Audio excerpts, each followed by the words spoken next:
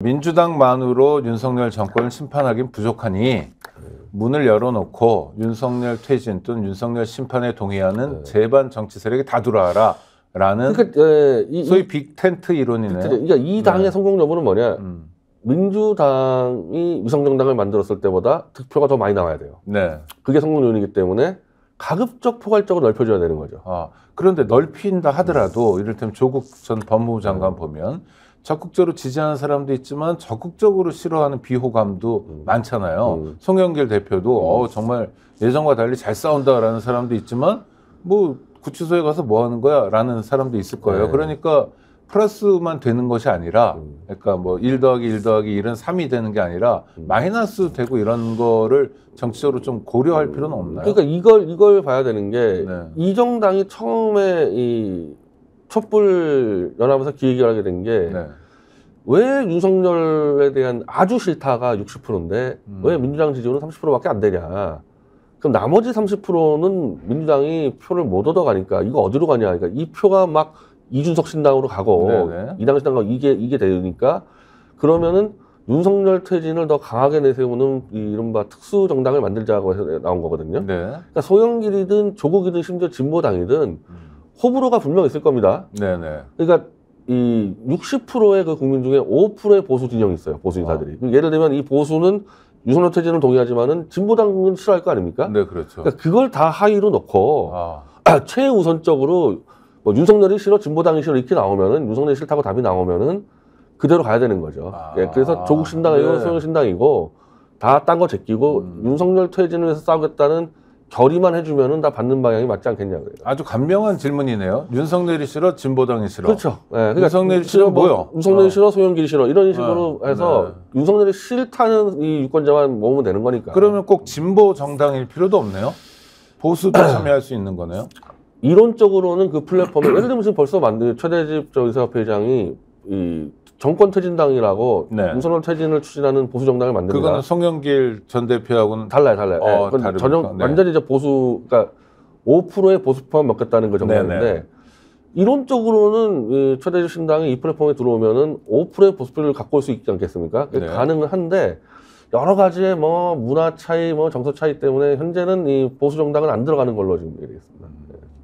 그러나 문은 열고 일단은 뭐 만약에 상황이 봐서 그러니까 이 걱정하는 거는 지지층이 너무 오랫동안 이 밥 먹겠던 진보 진영 보수 진영이기 때문에 이게 같이 합쳤을 때 시너지가 안 나고 이럴 수 있지 않겠냐. 그러니까 소영길 신당하고 진보당까지는 범민주 뭐 진보 진영이니까 그런데 보수까지 들어오는 거는 좀 위험하지 않냐 그것 때문에 현재로서는 안 들어가는 걸로.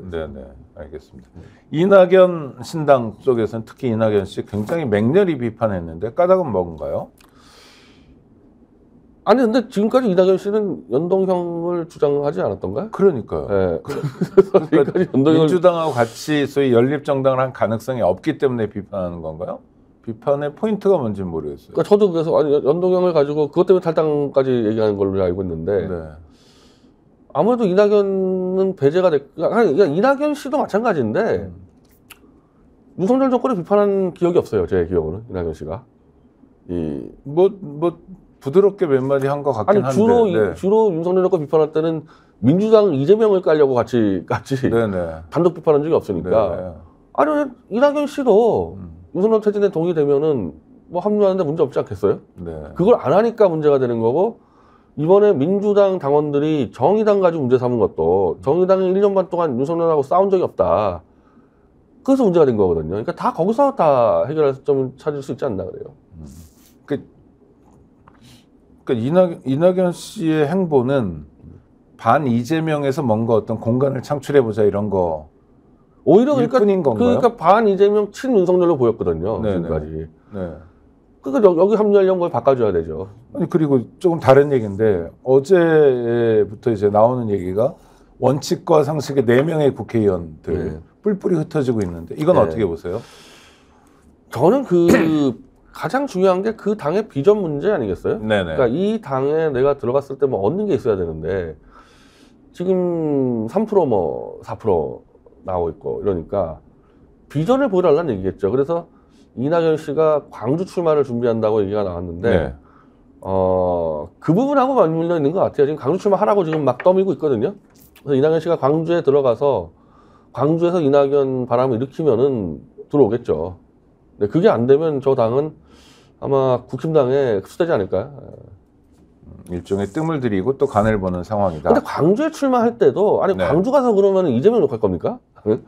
광주에 들어가서 자기가 윤석열 정권을 교체하겠다 얘기해야 될 텐데 그 말을 안 하고 있기 때문에 광주 출마했을 때 무슨 바람이 있을지 모르겠어요. 네. 하여튼 이낙연 씨가 무슨 지도자로서의 결단을 보여줬던 그런 대목은 기억은 잘 안 나는데. 리더가 사실 네. 리더의 역할을 한 적이 없죠. 리더 역할을. 네. 좋은 일, 좋은 자리는 많이 있었던 것 같은데요. 근데 하여튼 뭐 들리는 말은 뭐 떠밀려서라도 광주 좀 출마하는 걸로 저는 지금 확인되고 있습니다. 네, 알겠습니다.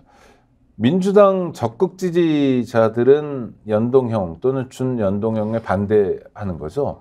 또는 좀 덜 적극적으로 지지하는 쪽에서는 연동형 쪽을 선호한다 이런 얘기도 있는데 지금까지 그런 식으로 얘기가 되는데 제가 네. 볼 때는 그 문제가 아니고 이 윤석열 정권 타도를 우선순위에 두느냐 안 두느냐의 문제예요. 사실은 이 문제는. 네, 그래서 정청래 씨가 얘기할 때 민주당만으로도 과반이 쉽지 않다. 그래서 실제로 이재명 대표가 150석 얘기한 거 아닙니까? 네, 그러니까 151석. 네, 민주당만으로도 쉽지 않은데 어떻게 나눠 먹냐 이 얘기를 했다는 얘기는 윤석열 퇴진을 한다는 얘기는 이제 목표가 200석이 돼야 되거든요. 그렇죠. 그러니까 민주당이 한 160, 한 70석을 얻고 이 비례연합이 20, 30석을 얻어야지 가능한 일이란 말입니다, 이게. 그러니까 그렇게 되려면은 지금부터 정말 잘해야지 될까 말까. 그러니까 목표는 삼을 수 있대 가능성은 정말 희박할 수도 있는데 어쨌든 윤석열 퇴진을 위해서라면은 그런 정도의 판을 넓히는 모험을 해야 된다. 이런 사람들이 연동형을 주장하는 거고 어차피 윤석열 퇴진 못 시킨다. 아, 이미 끝났다. 200석 끝났다. 그럼 우리끼리 해먹자. 이게 이제 이 이른바 병리평이라고 보는 거죠. 네. 그런데 우리 변 대표님은 하여튼 연동형으로 가서 가능하든 아니든 간에 노력을 해보자. 노력을 해야 한다. 의무예요, 의무다. 왜냐, 네. 이게 특검법이 다 거부됐기 때문에. 네네. 아니, 그러면은 지금 이태원 특검법도 거부가 됐는데 나는 그 민주당 지도부가 이태원 유족들 만나서 뭐라 그럴 겁니까? 아, 우리가 이제 포기했습니다. 네, 우리가 숫자가 포기했습니다. 숫자가 안 돼서 네. 윤석열 정권 다음에 하세요. 이렇게 얘기할 겁니까? 유족들 먼저 넣고 지금 어렵지만 우리 200석을 위해서 목숨 걸고 최선을 다하겠다. 난 거기다가 그거 못하면 나 물러나겠다. 여기까지 가야 된다는 거예요. 사실은. 네.